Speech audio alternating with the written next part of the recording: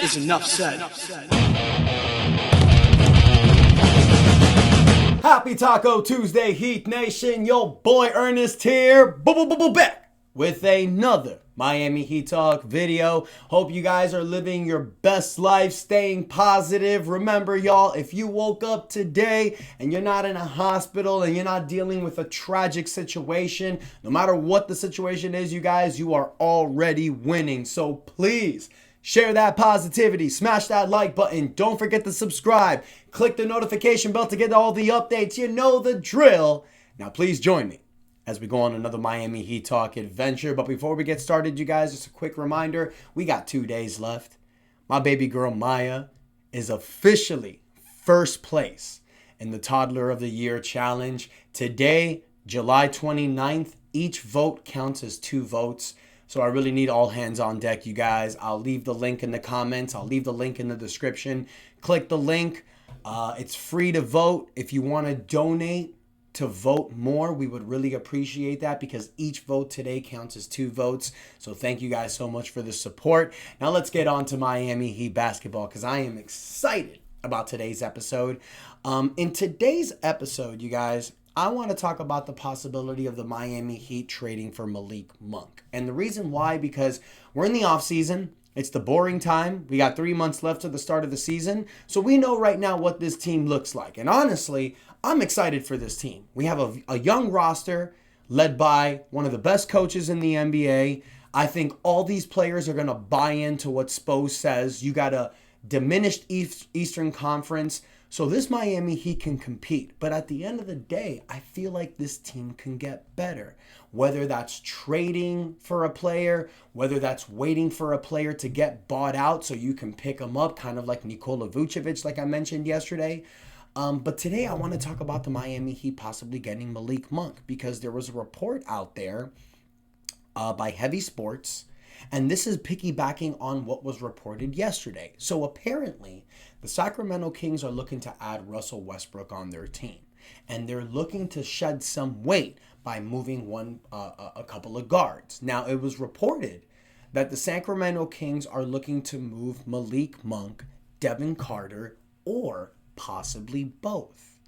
Now, right now, you guys, it's like I mentioned, the Miami Heat's team is really good. But if you're able to add a Malik Monk, then this would boost up your roster even better. And as much as I like this Miami Heat team, one thing that I notice is that we really don't have that bench player that can go off offensively. Yes, we have Davion Mitchell, we have Jaime Jaquez, Nikola Jovic, Kasparis Jonas, Haywood Highsmith, Simone Fontecchio. We have guys that at certain games can step up. But besides Davion Mitchell offensively, I don't really see someone on this bench who is consistent. So if you can add someone like a Malik Monk, who last season with the Sacramento Kings played 65 games, 31.5 minutes a game, averaged 17 points, 5.5 assists, 4 rebounds, 1 steal, 43% from the field, 32.5% from the three-point line, 86% from the foul line. This dude is a bucket getter, but this dude also gets to the line, which is not something a lot of these players on the Miami Heat roster do. Now, I'm really hoping that Tyler Hero can evolve that in his game. Tyler has a lot of great facets in his game, but one thing he doesn't do is get to the foul line. Malik Monk does. And if you can have a guard rotation of Tyler Hero, Norman Powell, Malik Monk, Davion Mitchell, sprinkle some Kasparis Jonas, because you know Norman Powell can also play the small forward position as well. He may be undersized, but he plays the position. He's a bulky too. So I think Malik Monk on this roster fits perfectly.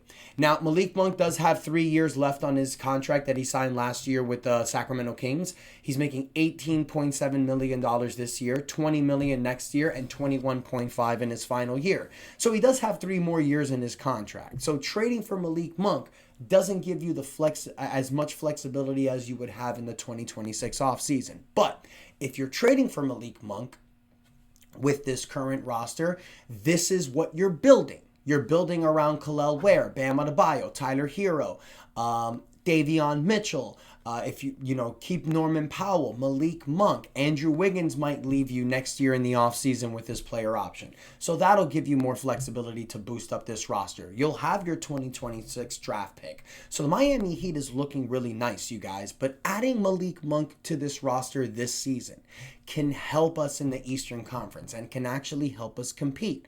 But what do you trade for a Malik Monk? What does a package look like? Well, Heavy Sports reported a trade, and I think it could really work. And it works for all these teams. It would involve the Golden State Warriors, the Sacramento Kings, the Miami Heat, and the Utah Jazz. Now, we know right now that the Golden State Warriors are hampered as hell because of this whole Jonathan Kuminga situation. They only have 9 active players in their roster. I've heard that they have handshaking agreements with both Al Horford and DeAnthony Melton to bring them back. But if they sign those guys currently, they're going to be hard capped. So right now, they're trying to figure out this Jonathan Kuminga situation because if they trade him, it's going to give them flexibility to add these players. But right now, you guys, Jonathan Kuminga, he wants to have a bigger role. He doesn't like his role with Golden State, especially after the Jimmy Butler trade. And then Sacramento, who's trying to sign Russell Westbrook, they're trying to go, I don't even know if that's really 100%. I thought Russ would want to go to a team that can contend more, but maybe he's just trying to go to a team to make more money. Who knows what Russell Westbrook wants? I don't even think God knows. But getting to it, you guys, this 4-team trade I think can really work, with an exception of one small thing. So, the Miami Heat would receive Malik Monk and KJ Martin. KJ Martin, who was a rookie last year, averaged 6.5 points, 3 rebounds, 55% from the field, 78% from the foul line. Solid defender. This is a guy who was a second-round draft pick and now could be a quality rotational piece. So you get Malik Monk, you get KJ Martin. The Golden State Warriors would get Devin Carter, Haywood Highsmith, and a 2027 first-round draft pick from the Sacramento Kings. The Sacramento Kings would get Jonathan Kuminga via sign-and trade, which would be a 4-year, $112 million contract. And then the Utah Jazz would receive Terry Rozier and a first-round pick swap more favorable of Miami or Utah. And the Charlotte Hornets 2027 second-round draft pick via Miami. Now, Heavy Sports writes, finding a trade that wants either DeRozan or Monk this late in the offseason would be tough. But the Miami Heat have wanted to move Terry Rozier's contract for quite some time. If there is a chance to do so in this scenario with the Jazz, this is likely a deal the Heat would take to build their depth around Tyler Hero and Bam Adebayo. Malik Monk would be a strong addition to Miami's roster. He's a reasonable defender, can create for himself and others, and is genuinely a talented scorer. He would plug multiple gaps in Miami's current roster without taking away from the players already under contract. Now, this is something that I completely agree with, you guys. I understand that you look at a Malik Monk adding to this roster and you're thinking, well, where's he going to fit? I think he can give you a solid role off the bench. Yes, he was a starter in Sacramento, but that's Sacramento. You're bringing Malik Monk here. You're giving him the same pay. He's actually getting more of that money back because Florida has no state taxes. He's playing in California right now. They have one of the highest state taxes in the United States. So you're selling Malik Monk on the fact that he's going to get a lot of his money back. He's going to have a quality role off the bench on this Miami Heat roster. So when Norman Powell or Tyler Hero go to the bench, Malik Monk is coming in their place. Malik Monk, who can not only score, but can also facilitate, which is one thing this team is lacking. Now, a couple of things about trading Malik Monk, though. You're stunting the development of Kasparis Jonas, who you drafted this year. Now, I understand that he may be redshirted this year because Spo doesn't really play rookies, but right now he's your 4th guard in the rotation. So you'd like for him to get those reps. However, this team is contending. They're trying to fight for a top East spot this year. So it may be better to have a Malik Monk on this roster. The other issue I have is the first-round pick swap sending Utah. If I'm trading Terry Rozier, if the Miami Heat are trading Terry Rozier and you traded a first-round draft pick to get this come mierda, you can't send out another one to trade him. That's just bad. That's just a bad deal. I understand that you have to do what you have to do. And I understand that it's a pick swap. It's not sending a first round pick. You're just swapping picks with Utah, who's most likely going to keep their pick that year. So I get it. It's not as bad, but still sucks. The other thing, you guys, is that Malik Monk is getting paid into the 2028 season. What I like about this current roster, we're going to have about $65 million in cap space next year, which would allow us to go after a highly talented free agent. So let's say if Trae Young becomes available. Let's say if Luka doesn't sign his contract extension.